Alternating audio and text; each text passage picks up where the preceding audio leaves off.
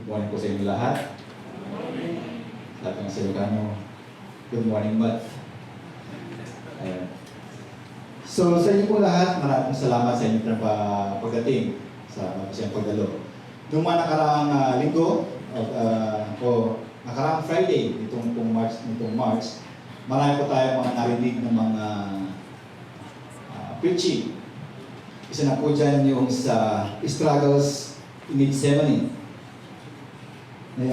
Tapos yung sa unshakable faith in the face of adversity, and how are we being loved by God despite of our flaws. Sa Gethsemane, nakita po natin doon kung paano po nag-struggle ang ating Panginoong Jesus. Dahil nga po sa impending na kanya pong kakarating doon po sa krus ng Kalbaryo.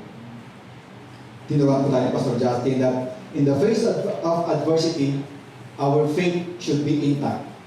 Hindi po tayo dapat mag-worry. Kung bagayan po, ang kalimitan na naging problema natin, worry. Sabi nga nila, kung ang worry ay nakakatangkad, siguro dahil sa ating mga 7-footer. Diba? At tinuruan din po tayo nung last week ng ating kapatid na si Brother Wilson, how God loved us despite sa ating pong mga flaws, despite sa ating pong mga iniquities, despite sa ating mga failures. And before we dive into our verse, I would like to show you some pictures that will reflect sa ating pong pag-aaralan sa umagang po ito. Woman in Red. Siguro naisip nyo na yun, Lady in Red. Woman in Red. Ito po isang painting noong 1618 na ginawa po ng isang famous British painter na si William Larkin. Makita po natin dito na yung kanya pong kulay is yellowish. Ano ba po natin na yellowish? Gaya nung brown, yellow. Meron po yan mga varnish, di ba? So, yung painting, meron po yung varnish para makot po yan. Yung varnish, it serves as additional vibrance ng ating pong painting. Ito rin po ay nagsiserve din po na kumbaga coating para ma-preserve kung ano ba po yung original na kulay po ng painting. At sinubukan po itong restore. Nito lamang pong, I think that was 2017. Sinubukan pong i-restore. Sabi nga nila, an art restorer is like a neurosurgeon that has no margin of error. If you choose the wrong solvent, maybe you will remove the varnish as well as yung original pigment, yung original color ng ating pong paint. At dahil po doon, masisira po yung ating pong painting. Restoration also cannot be rushed. And you have to be really careful while doing it. So, Woman in Red. At pong painting po na ito is under a thick varnish. After po siyang paint, then after 2 centuries, ilagyan po yan ng additional na varnish para i-coat po ulit. Bakit nila kino-coat? Kasi minsan yung mga varnish is na-crack-crack. Kung makapansin nyo sa inyong mga gamit sa bahay, minsan yung ating mga varnish, di ba? Sa ating mga cabinets, minsan nasisira. Yun din po ang ginagawa ito. Pinapatungan ko palagi yan ng varnish para ma-preserve, para maging vibrant ulit. So, sinubukan po yan i-restore. While doon po sa process ng restoration, tinatanggal po ulit yung varnish. Ito po yung process ng restoration. So, meron po silang process kung paano po tanggalin yung solvent na nakalagay, yung varnish, para makita po natin kung ano po ang original na kulay. Ang gumawa po nito is si Philip Mould. So, ito po yung original. After mga 400 years, after po niya ma-paint, and after restoration, ito po ang kanya pong itsura. So, makikita niyo po, after niyo po yung ma-restore, kumbaga naging mas maliwanag. Nakita po yung kanya pong kulay. The original color after 400 years. The restorer checked all the minute details ng pong painting. Kung ano bang ginamit doon sa varnish, ano bang components ng varnish. Para pag ginawa po niya, nirestore po niya, tinanggal niya yung varnish, mas maganda pong kakalabasan. So dapat, hindi po kung sino-sino lang ang nagre-restore. Hindi po pwedeng, eto kaya ko, tanggalin ko pa ng varnish eh. Para tinanggal mo yung varnish, baka pati yung painting. Yung original na painting, natanggal. Dapat, meron po silang skills, patience, ability, and knowledge to do such a magnificent task, to restore a masterpiece to its original state. To restore that masterpiece to its original state. Ito rin po isang painting na portrait po ni Charles Dickens, 1843. Makikita po yung kulay niya, nag-fade. Siguro ito hindi siya nalagyan ng additional varnish na coating. But, hindi po ito naging sagabal para ma-restore po yung painting. After po nila ma-restore, kumbaga, nakita ulit yung kulay. Nakita ulit yung vibrant ng painting. Maybe some of us, we cannot appreciate yung pag-restore ng isang painting. Kasi hindi naman siguro tayo mahilig sa art. But the next slides, I know some of you will understand. At kung hindi man po lahat, siguro sa inyo nakaranas po nito. Sa usapang restoration, marami po sa atin ang kung hindi man lahat, nagkaroon ng tsinelas ng kabataan natin. Maaring sandwich, beach walk, ano ba? Rambo, yung makapal, Spartan, yun ang sikat na sikat dati, Spartan at saka beach walk. Sa katagalan, ang tsinelas po na yan, maaari pong mag-worn out, mapigtas, masira. Kailangan natin po siyang i-restore. Hindi po tayo marunong mag-restore, but kung ano po ang nakasanayan po natin, yun po ang ginagawa po natin. Kung ano yung alam natin, yun po ang sinusunod natin. Ibig sabihin, kung ano ang nakaugalian natin before, nakikita natin, yun po ang ginagawa natin. Kaya minsan ito po kinakalabasan. So familiar kayo, na kung ang gawa lang natin, hindi naman tayo talaga marunong mag-restore, ito po ang lalabas. Minsan ma-appreciate natin kasi okay naman, gagamit ko naman. Hindi po natin siya actually ni-restore. Kumbaga, ito yung tinatawag natin na patche lang. Temporary solution.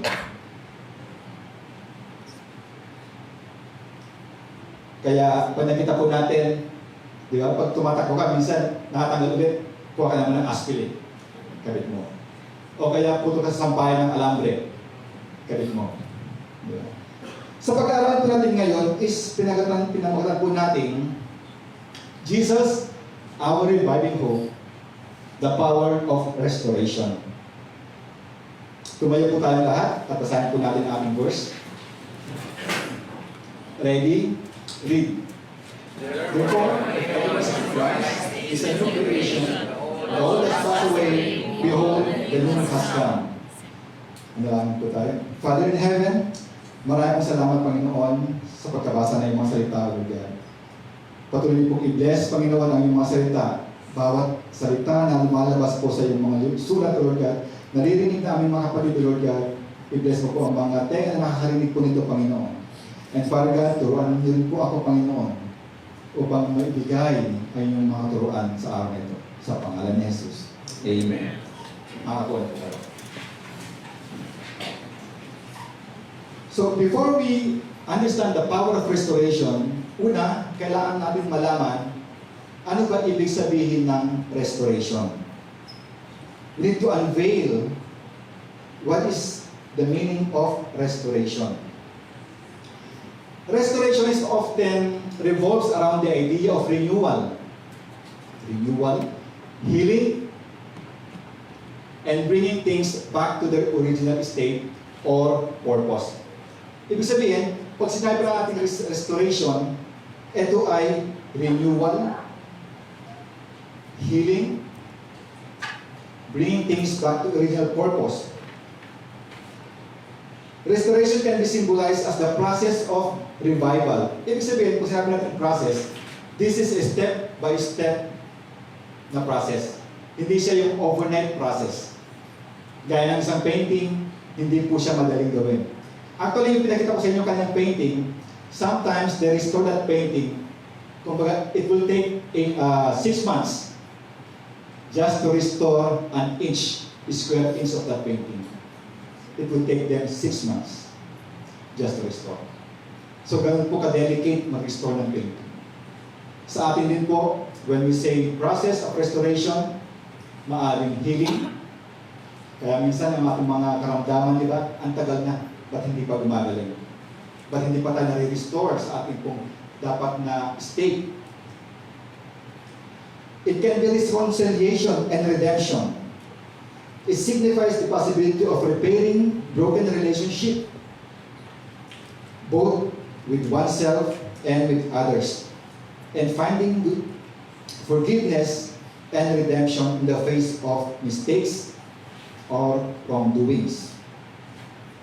It may be in the form of divine intervention. Restoration can be seen as divine intervention or grace.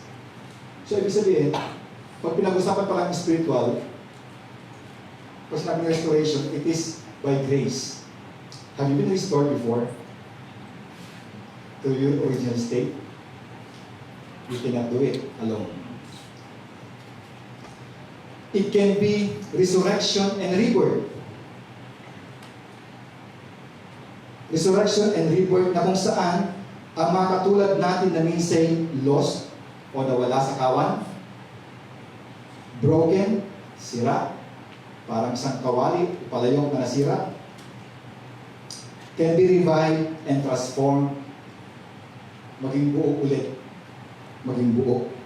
Ultimately, the spiritual meaning of restoration involves the journey of healing, revival, and transformation, leading individuals towards greater wholeness, harmony, and spiritual fulfillment. Ibig sabihin, marami pa lang category ang sinasabi natin restoration. Not only sa ating spiritual, not only with our physical, emotional, mental, marami pong ibig sabihin. Bakit nga ba napakahalaga ng restoration? And who needs restoration? Why it is very vital? Ano bang nangyari before? God created everything good in His sight. Di ba doon sa Genesis? And God said, Kumbaga nakita niyo pala doon. And it was good. Yung ginawa po niyang tao, let's make man. Hindi niya sinabing, I will make man. Let us make man. Kumbaga, mayroon pong pagkilos. Hindi lang just by word. By the power of His word, everything comes into existence. Kaya ginawa niya po lahat bago pa po niya tayo gawin. But, sin entered to mankind. Ito po yung natawag natin na the fall. Kung babasahin niyo po yung Genesis 3, dito po natin makikita kung ano pong nangyari. How the serpent deceived Adam and Eve. At dito na po nag-umpisa yung ating pong fall. Why? Because of the lust of the flesh, lust of the eyes, and pride of life. Minsan sa kagustuhan po natin na maging matalino, sa kagustuhan natin na manguna, sa gusto natin na to be like God, we are being deceived by the serpent. We are being deceived by Satan. Just as nature undergoes rebirth and rejuvenation, our spiritual essence also seeks restoration, to heal wounds, mend brokenness, and reconnect with our God. If this is the case, then who needs restoration? Kung kailangan natin na ma-rejuvenate, kung kailangan po natin na magkaroon ng rebirth, so sino po ang nangailangan ng restoration? Sabi ko sa Romans 3:23, all have sinned and fall short of the glory of God. All have sinned and fall short of the glory of God. Yun po sinabi ni Paul. Ibig sabihin, kung lahat po tayo nagkasala, then who needs restoration? Lahat tayo, di po ba? Amen? So kung kailangan natin ng restoration, dahil bilang tao, we are prone to commit mistakes, we can make bad decisions, and sometimes our actions offended others. Minsan sa mga sinasabi natin, minsan nagkakakwentuhan lang tayo in a fellowship. Then the next meeting, ba't wala na si kapatid? Na-offend ba siya? Onion skin pa rin ba siya?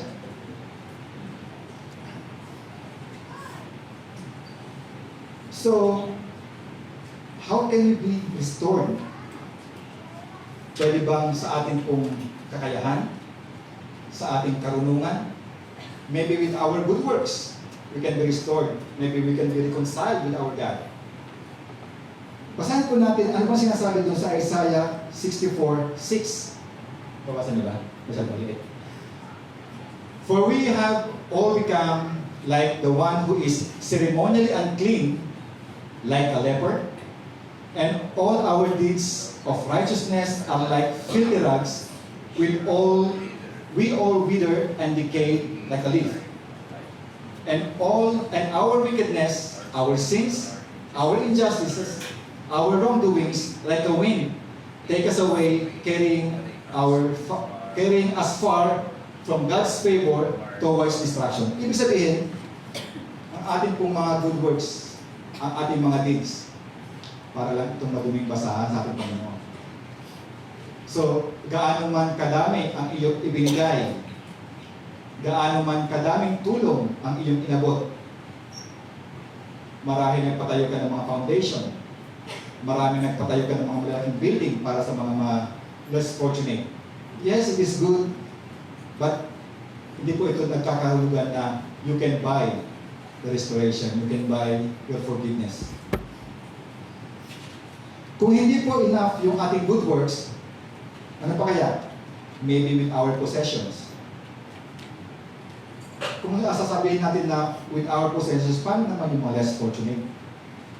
Paano naman yung mga hirap sa buhay? Ibig sabihin, wala silang pagkakataon na magkaroon ng salvation, magkaroon ng restoration.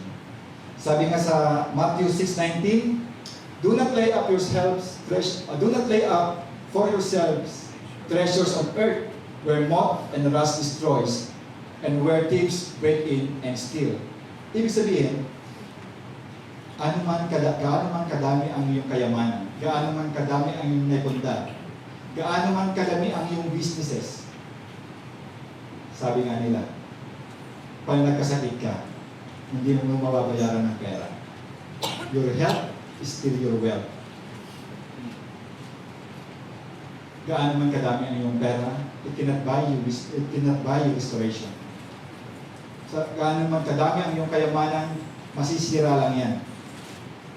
Baka pagdating ng panahon, imbes na makatulong sa iyong mga anak, ito pa yung maging dahilan upang kanilang pagpag-away-awayan. Marami pong ganyang mga pangyayari, di ba? Sa mga mayayaman, naghirap, kumbaga nagpundar na napakaraming mga investment. Nung nawala, nag-away-away ang mga anak. Bakit kaya? Kasi yung mga anak hindi nila alam ano ba yung nangyari, gaano ba kahirap ang ginawa ng kanilang mga magulang. Kaya napakahalaga rin po na atin din po sabihin po sa kanila, ikwento sa kanila, ano ba yung mga pinagdaanan natin. Yes, minsan, napakasarap bigyan ng magandang na buhay yung ating mga anak. Siguro nakikita nyo ngayon, ano na ba ang buhay ng mga bata? Ano bang pinakamagaling na yaya sa ngayon? Cellphone, di ba? Ano bang pinakamagaling na yaya? iPad. Narinig ko lang kung minsan yung sa preaching ni Dr. Panchi na minsan ang mga tao ngayon, para tumigil ang anak, eto, laro ka na. Sa nakakasanayan ng mga bata, pag kukunin mo na yung isang gamit mo, ayaw na nila. Sila na yung nagagalit. Kasi nawalan na kayo ng bonding. Ikaw sila ng bonding ng gadget. Yes, lahat po tayo susceptible po dito. Lahat po tayo dito hindi exempted. So kailangan maging watchful sa mga nangyari po dito. So we cannot be saved by our eternal possession. We cannot be saved by our works. So, who can provide restoration? Sino bang architect ang mga pagbigay po nito? Sino bang engineer ang mga pagbigay nito? The formula of restoration. If our own effort is not enough to restore our relationship to God, gaya ng ating nakita kanina sa isang painting, dapat yung gagawa ng pag-restore ng painting, dapat may kaalaman. Dapat may idea siya dun sa painting. Dapat alam niya yung kung ano bang gagamitin ng mga solution para ma-restore yung isang napakagandang masterpiece. Dapat meron po siyang skills, meron po siyang patience, meron po siyang ability and the knowledge to restore such magnificent masterpiece. You are a masterpiece. You are created in the image of God. You are created in the image of God. Tandaan natin ito. In His likeness. We are a masterpiece. Noong unang panahon, inuutos po ng ating Diyos. Paano ba magkaroon ng restoration? Through Moses, ibinigay niyo po ang kanya pong utos. Para ma-restore, you need to use an unblemished animal. Dapat yung wala pong sira, walang defect, walang sakit. At yun po ang gagamitin para to atone yun po mga kasalanan po ng nag-o-offer po doon. And they have to lay their hands doon po sa animals po na yun, signifying na isinasalin po nila ang kanilang kasalanan doon, and they will burn that one. Ito po yung significance ng kanilang atonement. But they have to do it every year. Or they have to do it every time na sila magkaroon po ng kasalanan. The blood of the sacrifice, or the blood of the sacrificed animals was believed to have purifying qualities, symbolizing the removal of impurities and the restoration of the relationship between individual and God. In this month of Lent, makita po natin yung katangian, the uniqueness of our sacrificial lamb. Sa ating pong maririnig ng mga preaching, sa inyong mga satellite churches, ito po yung ating pong palaging sinasabi. Not with the unblemished animals, but with the only man that committed no sin, and through him all our iniquities will be blotted out. Medyo napangunahan ko lang. Sabi nga doon sa 2 Corinthians 5:21, God made him who had no sin to be sin for us, so that in him we might become the righteousness of God. God made him who had no sin to be sin. Ito po yung significance kung bakit po sila gumagamit ng mga animals. Para po i-transfer. Kumbaga yung animal ang kukuha ng mga kasalanan, and they will burn that animal. At in the process, mawawala po yung kasalanan. Temporarily. Gaya ng ating mga tsinelas kanina na pinakita po natin, temporarily magagamit po natin. Pero hindi po ito pangsamantagal. Pansamantala lang ba ang ating pong mga salvation? Pansamantala, pero matagal na. Napakaganda po yung hindi ko po na ilagay, pero ito po yung sinasabi po sa Amplified version of 2 Corinthians 5:21. He made Christ, who knew no sin, to judicially to be sin in our behalf, so that in Him we would become the righteousness of God. That is, we would be made acceptable to Him and placed in the right relationship with Him by His gracious, loving kindness. We make mistakes sa ating pong mga buhay. Minsan, not just once, but paulit-ulit. We made wrong decisions, wrong choices, wrong turns. Do you believe kaya kayong iligtas ng ating Panginoon Jesus? Kumbaga, namatay siya 2,000 years ago. Ngayon tayo nagkaroon ng kasalanan. Are we still in His grace para even magkaroon tayo ng kasalanan, makapatawad pa rin tayo? Ganun po kalakas ang blood ng ating Panginoon Jesus. Not just like an animal na after a year, mawawala. Or after you committed some mistakes, kailangan mo ulit gawin. Ano lamang po ang ating kailangan gawin? embrace renewal. We have to embrace ano ba ang ginawa ng ating Panginoon. If we cannot guarantee our own salvation through our own efforts, then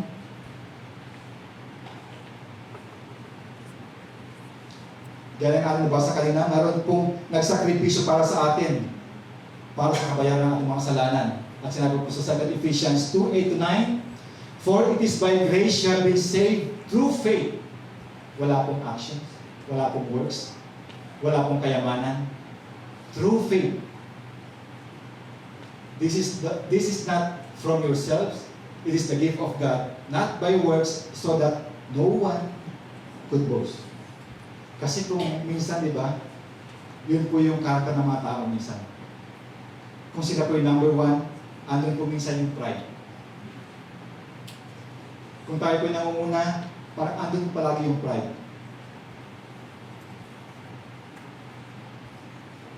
Napakahirap kong kalabayan ng pride. Napakahirap kong kalabayan ng pride. Kasi minsan, pag naibibigay siya palagi, yung hinihingi, well, napakaganda kung ma-receive natin ang ating mga hinihingi. Kung wala pong resistance, well, napakaganda kung walang resistance. But be careful. Baka meron na po kayo mga pride. Baka nag-isa na po kayong sa ladder of pride na nagiging mataas na po kayo. Be careful with that. Jesus died for us at dahil po sa kanyang mayamang biyaya tayo pinagkaroon ng kaligtasan. Not just because of our good works, not just because of our possessions. We do good works to be like Christ. Kumbaga yung atin pong good works na nagagawa after we believe, ito po yung kumbaga resulta ng atin pong pagtanggap sa ating Panginoon Jesus. To be like Him. Not to be equally like Him, but just to be like Him. Kasi baka sabihin ng mga iba, quote and quote, I want to be like God. Ito pong ginawa kay Adam and Eve. At doon po pumasok yung pride.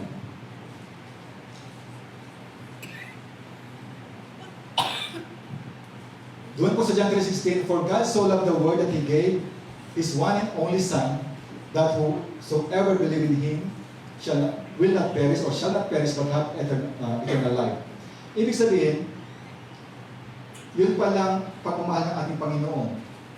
Yun palang nagustuhan niya na magkaroon siya ng relationship sa atin. Even meron po tayong mga kasalanan, siya rin po nagbigay ng solusyon.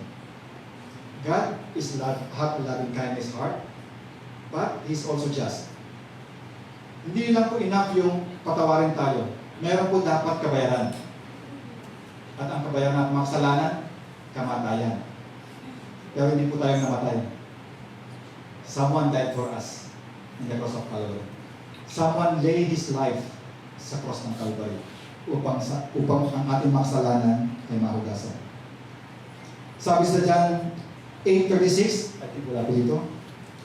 "So if the Son set you free, you are free indeed. If the Son set you free, you are free indeed." Ngayon, meron bang timing ang renewal? Meron bang dapat bukas ba? Dapat ngayon? Dapat next year? Kasi marami pa akong gagawin. Ano ba dapat ating gawin para tayo ma-renew? So 2 Corinthians 6:2, "For He says, in the time of my favor, I heard you. In the day of salvation, I helped you. I tell you, now is the time of God's favor. Now is the time of God's grace." Yun po yung favor. Yun po yung grace ng ating Panginoon. Now is the day of salvation. Meron po ba sa inyong bago po ngayon? Huwag po kayo mag-alala, hindi po ako magtatanong. Pakitaas lang po ang inyong mga kamay. Wala pa akong kapremyo dito. Meron po ba sa inyo ang nakakaranas ng kahirapan? Pakitaas nyo lang po ang inyong mga kamay. Meron ba sa inyo ang may hinaharap na financial difficulties? Problema sa trabaho? Maaring yung inyong mga sa buhay, meron po sila mga karamdaman, sickness, and they need restoration. Just raise your hand. At tumayo po kayo. Ipapadalahan ko po. Father God, maraming po salamat, Panginoon, dahil kayo po ang nagbibigay ng restoration po sa bawat isa, Panginoon. Kayo po ang nagbibigay ng kalakasan sa amin, Panginoon. Kayo po ang aming pag-asa, Panginoon. Nakikita po ang mga kamay na ito, Lord God. Nakikita po ang mga kaluluwang ito, Lord God. Kailangan ka po nila, Panginoon. Kung ikaw man na nanonood sa umagang ito, nakita mo ang programang ito, mangyari kailangan mo ng salvation. Mangyari kailangan mo ng restoration. Mangyari kailangan mo ng panibagong buhay. Just believe. Put your faith in God and He will restore your life. Panginoon, maraming salamat sa mga kamay ulod ka na ito, sa mga souls ko na ito, Panginoon, na iyo pong patuloy na binibigyan ng pag-asa, na patuloy na binibigyan niyo po sila ng kaligtasan, Panginoon. And we know, Lord God, meron po kami mga kasalanan na gagawa. Maaring ito po'y araw-araw, Panginoon. Maaring ito po'y hindi po namin sinasadya, Panginoon. Lord God, andito po kami, Panginoon. We need you. We ask for your help, Lord God. We cannot do it by ourselves, Lord God. Hindi po namin ito kaya, Panginoon. Kailangan po namin ng kalakasan, kailangan po namin ng kaligtasan, kailangan po namin ng pag-asa, Lord God. And Father God, nandito po lahat, Panginoon. Andito po ang aming mga kapatid, Panginoon, na nagbibigay ng kanilang mga buhay, ng kanilang mga kalakasan, ng kanilang mga worries, Lord God.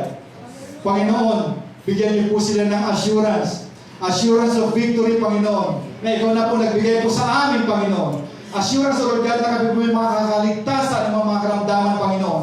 Dahil kayo po ang aming pong restorer, Panginoon. Kayo po ang aming deliverer, Panginoon. Kayo po ang aming waymaker, Panginoon. Kayo po ang nagbibigay, Panginoon, ng pag-asa sa bawat isa, Panginoon. And Father God, Lord, kung meron po sa amin, Panginoon, sa aming kalagitnaan, until now, they have that vices, Panginoon, sa kanilang mga buhay. Panginoon, ano man ang bandage na yan, Panginoon, winawasap po namin sa pangalan ng aming Panginoong Jesus. Father God, Lord, kayo po, Panginoon, ang aming pong waymaker. You can do anything, Panginoon.